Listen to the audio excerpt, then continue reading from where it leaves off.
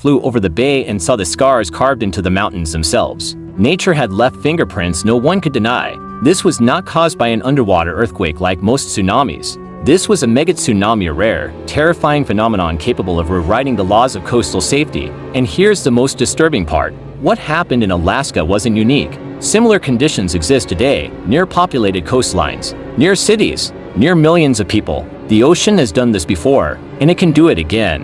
In the next part, we travel to a place where an entire civilization vanished, swallowed by waves so powerful that history itself almost forgot them. This is only the beginning, because the biggest tsunamis in history don't just destroy land, they erase time. On the morning of November 1st, 1755, the city of Lisbon was alive with celebration. It was All Saints' Day. Churches were filled, candles burned by the thousands. The streets of Portugal's proud capital, one of the richest cities on earth, were crowded with worshippers. Then the ground began to move. At 9:40 a.m., a massive earthquake estimated between magnitude 8.5 and 9.0 ripped through the city. Stone cathedrals collapsed, palaces shattered, tens of thousands were crushed within minutes. But the worst had not yet arrived. Survivors fled toward the riverfront, believing open space meant safety. The Tagus River suddenly pulled back, exposing the muddy riverbed and shipwrecks long forgotten. People stared in confusion. Then they heard it, a deep, growing roar like the ocean screaming. A colossal wall of water surged toward Lisbon at terrifying speed. The first tsunami wave smashed into the harbor, destroying ships and drowning thousands instantly. Then came the second wave,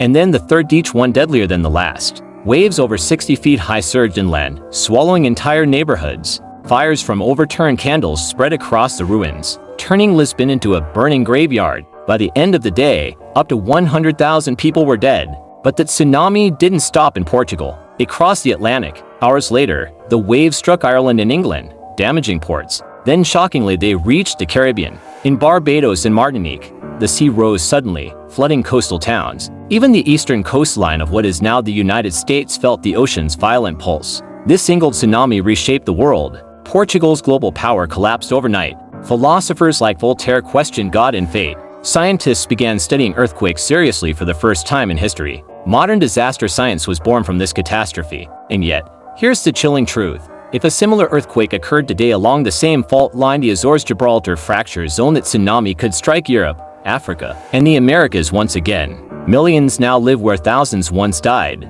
The ocean has already proven it doesn't care about faith, wealth, or empires. It only obeys physics. And in the next part, we move forward in time to a disaster caught on camera, where the modern world learned that technology cannot stop a tsunami, only time can. History remembers Lisbon as a tragedy. The ocean remembers it as a warning.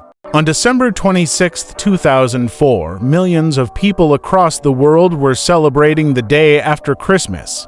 Tourists relaxed on tropical beaches. Families slept in coastal villages. The Indian Ocean was calm, almost beautiful. Then, deep beneath the seafloor, the earth broke apart. At 7:58 a.m. local time, a magnitude 9.1 earthquake struck off the coast of Sumatra, Indonesia. It was one of the most powerful earthquakes ever recorded, so strong that it made the entire planet vibrate. But for many on the surface, there was no immediate danger. No sirens. No warnings. No idea what was coming. Minutes later, the ocean began to behave strangely. The sea pulled back hundreds of meters, exposing coral reefs and flopping fish. Some people ran away. Others walked closer, holding cameras. What arrived next was unimaginable. A massive tsunami traveling at 500 miles per hour slammed into coastlines across Southeast Asia. In Indonesia, waves over 100 feet high erased entire towns. In Thailand, luxury resorts were crushed in seconds. In Sri Lanka and India, trains were lifted off tracks and tossed like toys. And the cameras never stopped recording. For the first time in history, the world watched a tsunami in real time, raw, unfiltered, unstoppable. Videos showed walls of water swallowing streets, people running, people screaming, and then silence. The tsunami crossed the entire Indian Ocean.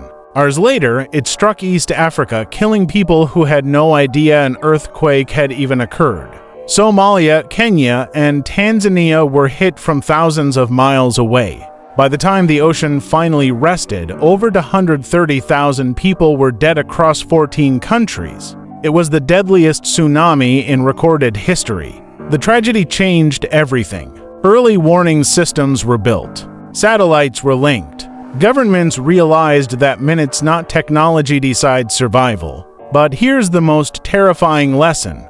Despite all our advancements, coastal cities remain vulnerable. California, Hawaii, the Pacific Northwest, Alaska, the same type of earthquake could happen again. And next time, it may not be tourists holding cameras. It could be us. In the next part, we return to the United States to a wave so violent it reshaped the American coastline itself, leaving scars that can still be seen today. Because when tsunamis strike, history doesn't end. It records who was ready and who wasn't. On March 27, 1964, it was Good Friday in the United States. Families in Alaska were preparing for dinner. Stores were closing early. Radios played music. No one suspected that in a few minutes, America would experience the most powerful earthquake in its history. At 5:36 p.m., the ground began to shake, and it did not stop. For more than 4 minutes, Alaska convulsed under a magnitude 9.2 earthquake, the second strongest ever recorded on Earth. Roads cracked open, buildings folded, entire neighborhoods sank into the ground. But the earthquake was only the opening act. Out in the Pacific, the ocean was already rising.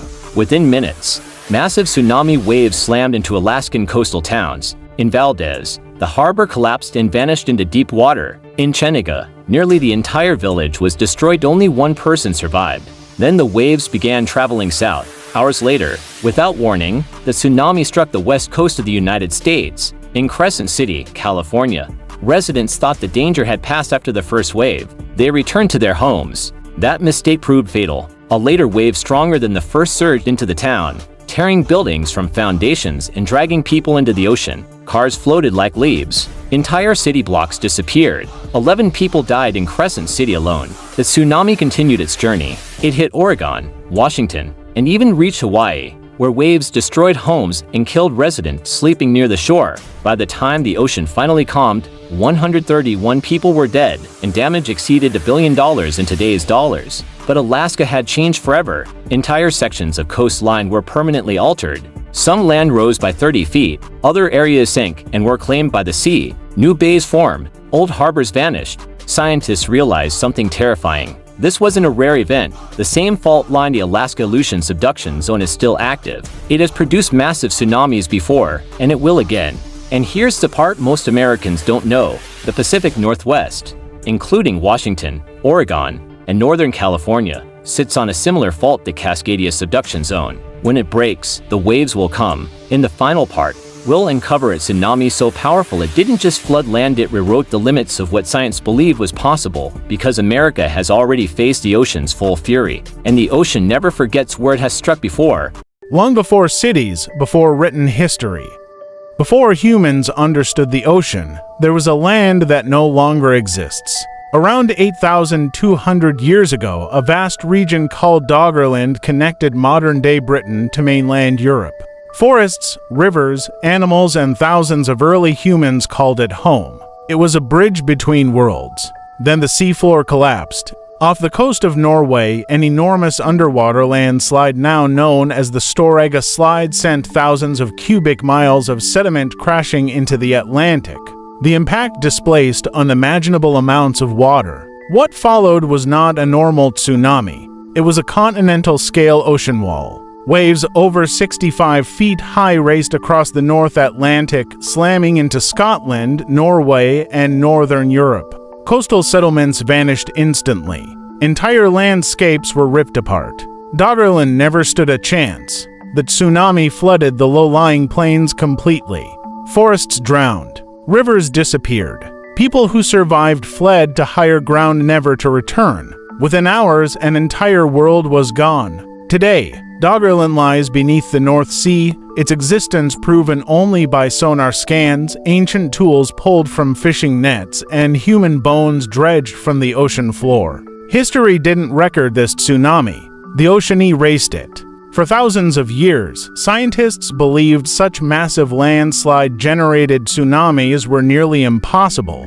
Storegga changed that belief forever. And here's the terrifying modern truth: similar underwater slopes exist today. Near Alaska, near Hawaii, near the U.S. East Coast. A collapse on the right scale could send devastating waves toward populated shorelines with little to no warning.